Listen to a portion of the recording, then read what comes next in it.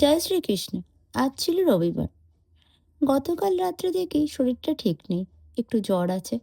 তাই আজ ব্রহ্ম মুহূর্তে ওঠার চেষ্টা করলেও 4:45-এর আগে উঠতে পারলাম না। তারপর ব্রাশ করে গরম জল খেয়ে নিত্য নৈমিত্তিক কাজ সেরে ঘর মুছে নিলাম।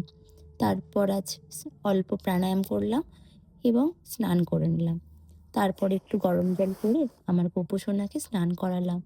নিত্য নৈমিত্তিক পূজা অর্চনা করে তুলসী পূজা, সূর্য প্রণাম সেরে নিলাম। তারপর গাছে জল দিয়ে বাড়ির অন্যান্য কাজগুলো খুব তাড়াতাড়ি সারছিলাম, কারণ আজ আমার বাড়ির কাছেই ছন্দা মাতাজির বাড়িতে হরিনাম সংকীর্তনে আমন্ত্রণ পেয়েছিলাম। তাই তাড়াতাড়ি বাড়ির সব কাজ সেরে প্রভুকে ভোগ নিবেদন করলাম। আজ তাড়াতাড়ি প্রভুকে আরতি করে রেডি হয়ে নিলাম। তারপর মালা জপ কমপ্লিট করে হরিনাম সংকীর্তনে গেলাম।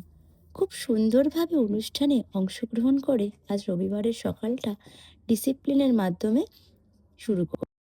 ডিসেম্বর মাসের এই শীতের মরশুমে রবিবারের সকালে এরকম হরিনাম সংকীর্তনে অংশগ্রহণ করতে পেরে আমার জীবন যেন ধন্য। প্রভু, এ তো তোমারই অশেষ কৃপা। না হলে কি আর এরকম হরিনাম সংকীর্তন পেতাম? রাধে রাধে।